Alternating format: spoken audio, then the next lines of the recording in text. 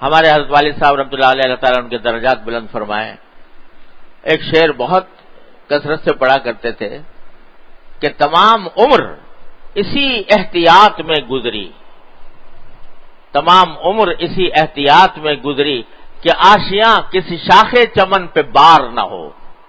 کہ میرا وجود کسی چمن کی شاخ کے اوپر بوجھ نہ بنے، کسی دوسرے انسان کے لیے بوجھ نہ بنے۔ اور یہ بات ارشاد فرمائی اپنی آخر عمر میں۔ حضرت والا کا انتقال ہوا 11 شوال کو، 11 شوال کو۔ اس سے پہلے جو رمضان آیا تھا اس میں سارا رمضان حضرت کا علالت میں گزرا، بستر پر گزرا، مختلف عوارض میں۔ تو عید کے بعد ایک دن مجھ سے فرمایا،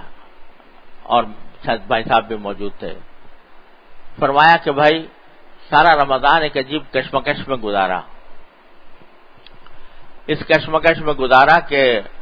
کبھی تو یہ خیال آتا تھا کہ اللہ تعالیٰ مجھے رمضان کی موت نصیب فرما دے، یعنی جب بہرحال جانا تو ہے ہی رمضان کے مہینے میں، اللہ تعالیٰ اپنے پاس بلا لیں تو رمضان کی برکات حاصل ہو جائیں۔ لیکن میں باوجود اس خواہش کے اللہ تعالیٰ سے یہ دعا نہیں مانگ سکا، اور وجہ اس کی یہ ہے کہ مجھے خیال ہوا کہ اگر میرا رمضان میں یہ واقعہ پیش آیا تو آپ لوگوں کو، یعنی گھر والوں کو، رمضان کے اندر تکلیف ہوگی،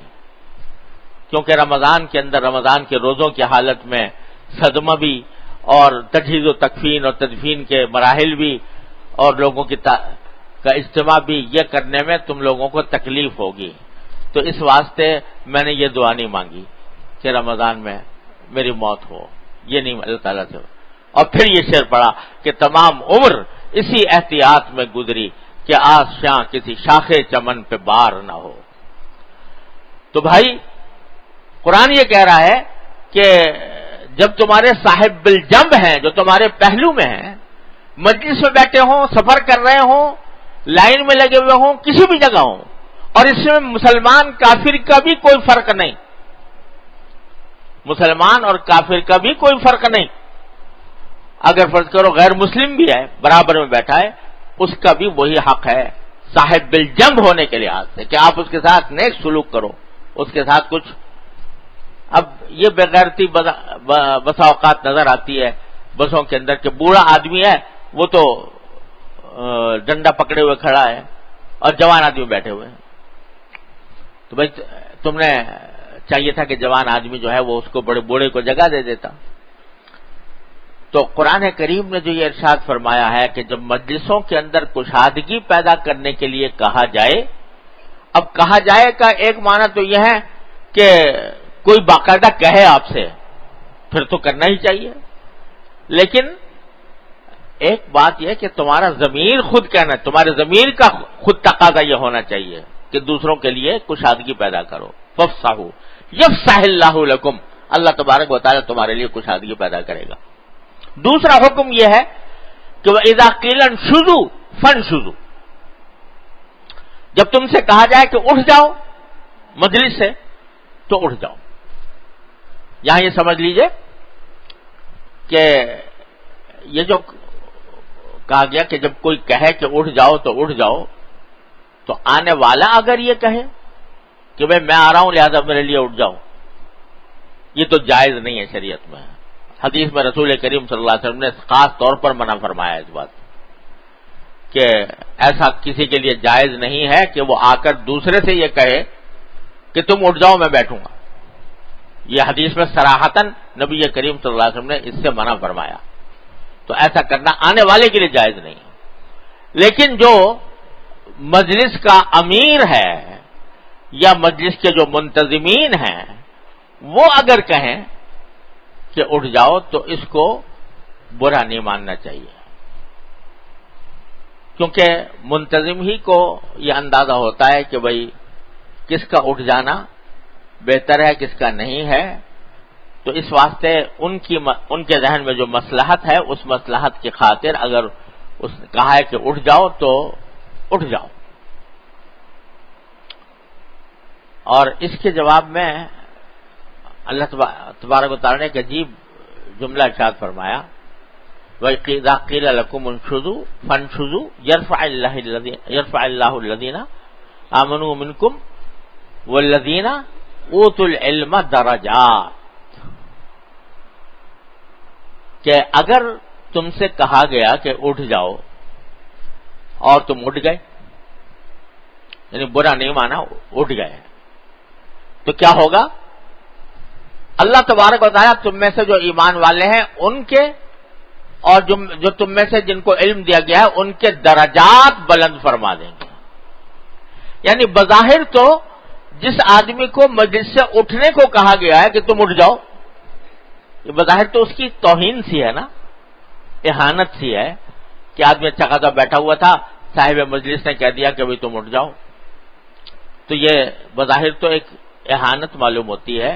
آدمی کو اپنی کسر شان معلوم ہوتی ہے کہ بھئی میرے ساتھ اچھا سلوک نہیں کیا گیا۔ لیکن اگر کہنے والا کوئی بڑا تھا، کسی بڑے کے حکم کی تعمیل میں تم نے ایسا کیا، تو کیا ہوگا کہ اللہ تبارک و تعالیٰ تمہارے درجات بلند فرمائیں گے۔ یعنی بظاہر تو یہ یعنی ایسا لگا کہ جیسے میری سبکی ہو گئی، میری سبکی ہوئی، لیکن جب تم نے اللہ جل جلالہ کے حکم کی تعمیل میں اور اپنے کسی بڑے کے حکم کی تعمیل میں یہ کام کیا تو اللہ تعالیٰ تمہارے درجات بلند فرمائیں گے، درجات میں تمہیں بلندیت فرمائیں گے، کیونکہ من تواضع للہ رفعہ اللہ۔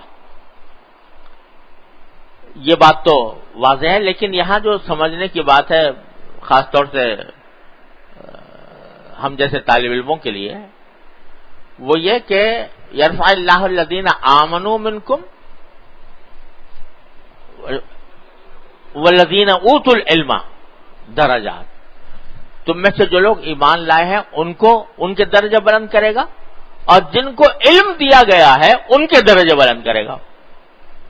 اب یہاں اچانک علم کا کیا ذکر آ گیا کہ یعنی بظاہر سیدھی سی بات تو یہ تھی بھائی تم سے جب کہا گیا کہ تم اٹھ جاؤ اور تم نے اس حکم کی تعمیل کی تو اللہ تعالیٰ تمہارے درجے بلند کرے گا، جو بھی اٹھے گا اس کے۔ لیکن اللہ تبارک و تعالیٰ نے یہاں خاص طور پر والذین اوتوا العلم، جو علم جن کو دیا گیا ہے ان کے درجات اللہ تعالیٰ بلند فرمائیں گے۔ بظاہر اللہ عالم اشارہ اس طرف ہے کہ یہ جو تم نے عمل کیا، یہ عمل کہ تم سے کہا گیا اٹھ جاؤ تم اٹھ گئے، یہ کام وہی کرے گا جس کے دل میں علم صحیح ہوگا، علم صحیح جس کے پاس ہوگا کہ اس بات کا علم کہ توہین اور عزت اور ذلت یہ کسی کے کہنے سننے سے نہیں ہوتی بلکہ اللہ تبارک و تعالیٰ کے دینے سے ہوتی ہے۔ تو اگر کسی نے کوئی میں نے ایسا کام کر لیا جو بظاہر سبکی کا کام نظر آتا ہے لیکن حقیقت میں وہ سبکی کا نہیں ہے، وہ اللہ تبارک و تعالیٰ کے حکم کی تعمیل ہے، جس کو یہ علم ہم نے دیا ہے، تو جب وہ اس بات کا احساس کرے گا تو اس کے درجات بلند ہوں گے۔ اور اشارہ اس طرف بھی ہے کہ چاہے وہ شخص جس کو اٹھایا جا رہا ہے بظاہر عالم ہو، عالم آدمی ہے، اپنے آپ کو عالم سمجھتا ہے، لہذا اس کی اپنی ایک خاص حیثیت سمجھتا ہے، لیکن اس کو اٹھایا جا رہا ہے تو اگر وہ اس واقعی عالم ہے تو پھر علم ہونے کے نتیجے میں وہ اس بات کی پرواہ نہیں کرے گا کہ میری سبکی ہو رہی ہے یا میری اہانت ہو رہی ہے، بلکہ اٹھ کے چلا جائے گا۔ والذین اوتوا العلم درجات۔ اب اس میں جو تعلیم دی گئی ہے وہ ہے نظم و ضبط کی، کہ ہر چیز میں اپنا ایک امیر بناؤ، اپنا ایک بڑا بناؤ، اور وہ نظم و ضبط کی خاطر لوگوں میں انتظام پیدا کرنے کی خاطر اگر کوئی حکم دے رہا ہے چاہے وہ تمہیں بظاہر ناگوار لگ رہا ہو، لیکن تمہارے ذمہ ہے کہ اس کے حکم کی تعمیل کرو تاکہ نظم و ضبط برقرار رہے۔ نظم و ضبط اس کے بغیر برقرار نہیں رہ سکتا۔ اتنی بڑی بھیڑ جمع ہے اور کوئی ان کا امیر نہیں، کوئی کسی کو اپنا بڑا نہیں سمجھتے، تو بھیڑ چال ہے وہ چلی جا رہی ہے، اس میں بدنظمی ہوگی، اس میں دکا پیل ہوگی، اس میں نظم و ضبط کی خلاف ورزی ہوگی، لوگوں کو تکلیفیں پہنچیں گی۔ لیکن اگر اپنا کسی کو بڑا بنا لیا اور منتظم بنا لیا اور اس منتظم کے حکم کی تعمیل اپنے ذمہ ضروری سمجھی تو نظم و ضبط برقرار رہے گا۔ اب اس نے صحیح حکم دیا یا غلط حکم دیا، یہ اس کے سر اس کی پوچھ اس سے ہوگی، لیکن نظم و ضبط کی خاطر اس کی حکم کی تعمیل کرنا ضروری ہے۔ تو نظم و ضبط کی یہ تعلیم اللہ تبارک و تعالی نے عطا فرمائی ہے۔ افسوس ہے کہ ہمارے مزاجوں میں اب نظم و ضبط بہت کم ہوتا جا رہا ہے، خاص طور سے اہل جو دین کا نام لینے والے ہیں ان کے اندر بھی بھیڑ کے طریقے سے مجمع جمع کر لیں گے، کوئی امیر نہیں ہے، کسی کی بات سننے کا جذبہ نہیں ہے، جو اپنی سمجھ میں آیا وہ کر گزرے۔ تو اللہ تبارک و تعالیٰ نے ان آیات میں ہمیں اس بات پر متنبہ فرمایا ہے کہ نظم و ضبط قائم کرو اور اس نظم و ضبط کے پابند ہو کر زندگی گزارو۔ یہ فرمایا گیا کہ جب کبھی سفر کرو، دو آدمی بھی سفر کر رہے ہوں تو ان میں سے ایک کو امیر بنا لو۔ اور امیر کا مطلب یہ نہیں کہ وہ حکم چلائے محض، بلکہ امیر کا مطلب یہ ہے کہ جہاں کہیں کوئی اختلاف رائے رونما ہو تو اس صورت میں امیر کی بات مان لی جائے، اس کے سوا کوئی چارہ نہیں ہے۔ اس کے سوا اگر کرو گے تو سوائے بھگدڑ کے اور کچھ بھی نہیں ہوگا۔ اس واسطے یہ تعلیم دی ہے قرآن کریم میں کہ اذا قیل لکم انشزوا فانشزوا یرفع اللہ الذین آمنوا منکم والذین اوتوا العلم درجات۔ اللہ تبارک و تعالی اس میں درجات میں بلندی پیدا فرمائیں گے۔ تو بھائی آج جو ہے فی الحال اس پر اکتفا کرتے ہیں۔ حضرت پہلی بات جو عرض کی وہ کہ ایسی مجلسوں میں جہاں گناہ کا ارتکاب ہو رہا ہو، جس میں غیبت بھی داخل ہے، ایسے اجتماعات میں شرکت سے اپنے آپ کو بچائیں اور اچھی مجلسوں میں، نیک مجلسوں میں شرکت کا اہتمام کریں۔ جہاں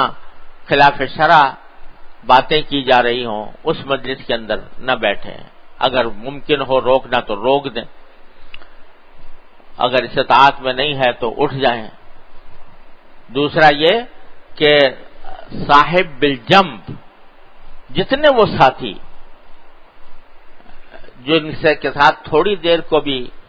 واسطہ پیش آتا ہے، چاہے سفر کے دوران ہو چاہے کسی خاص مجلس کے اندر ہو، تو اس میں اپنے ساتھیوں کو راحت پہنچانے کی کوشش کریں